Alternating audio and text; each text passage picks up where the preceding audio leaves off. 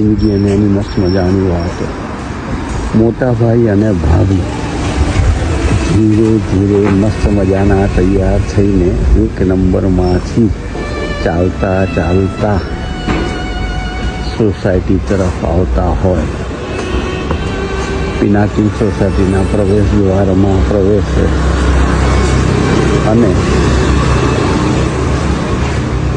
પછી બધાને મળતા મળતા થોડો સમય ઘરે બેસે અને પાછા ઘર તરફ આગળ વધે. જુલાઈ મહિનામાં મોટાભાઈ સાથે ભાભી સાથે બધા સાથે બહુ જ આનંદ કર્યો. કુટુંબનો મેળાવડો, બધા સાથે જમ્યા, પ્રવાસો કર્યા અને પછી મોટાભાઈએ વિદાય લીધી.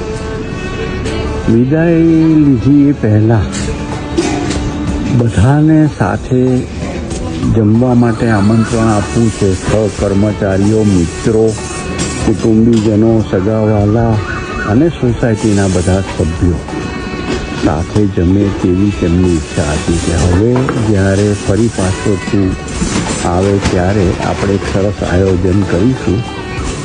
રૂબરૂમાં અને પછી ફોનમાં પણ આ વાત થયેલી મારી સાથે અને કુટુંબના બધા સભ્યો સાથે ક્યાંક ને ક્યાંક વાત થયેલી અને એ ઈચ્છાને પૂર્ણ કરવા બધાએ બીજું ઝડપ્યું. પલક, ચિંતન, ખ્યાતિ, નીરજ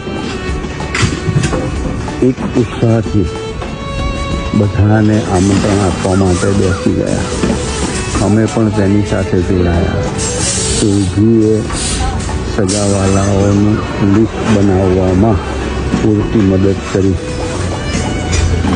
જનકભાઈ અને વીણા ભાભી પણ લંડનથી આવી ગયા યોગ્ય સમયે અને બધાએ ભેગા થઈને વિચારસરણી જુદી જુદી, વાતાવરણની થોડી ઘણી તકલીફ ઊભી થયેલી પણ એ બધા વચ્ચે હેતુ એક હતો.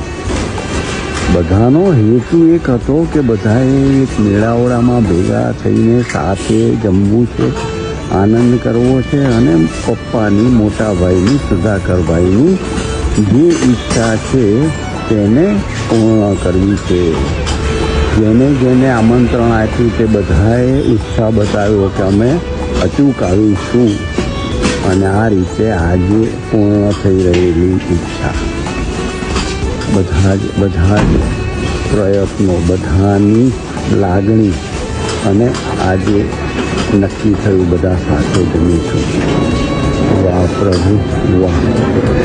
જ્યારે કોઈ પણ આયોજન સાચા હૃદયથી અને કોઈ એક હેતુ માટે કરવામાં આવે ત્યારે બધા વિચારો, બધા જ પ્રયત્નો, બધી લાગણી, બધા ભાવ એક તરફ પેલા ઝરણાઓ ભેગા થઈને એક નદી વહેવા માંડે અને નદીએ ભેગી થઈને દરિયાને મળે તેમ એક હેતુ તરફ બધી જ વિચારસરણી જવા માંડે.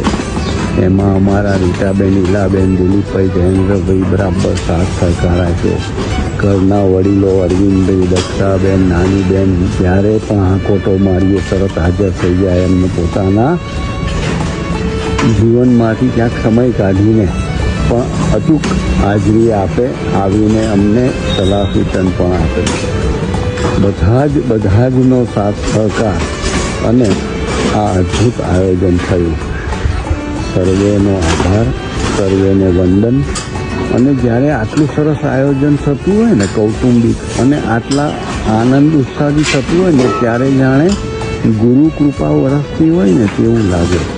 ત્યારે જાણે સામાન્ય રીતે એમ કહેવાય કે પ્રભુ ઈચ્છામાં આપણી ઈચ્છા છે, પણ આવે સમયે ખ્યાલ આવે કે આપણી ઈચ્છામાં ક્યારેક પ્રભુ પોતાની ઈચ્છા ભેળવી દે, વાતાવરણ પણ અનુકૂળ કરી આપે.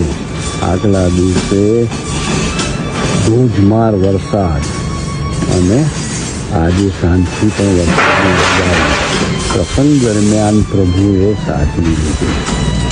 નતમસ્તક પ્રણામ. હરિ ઓમ.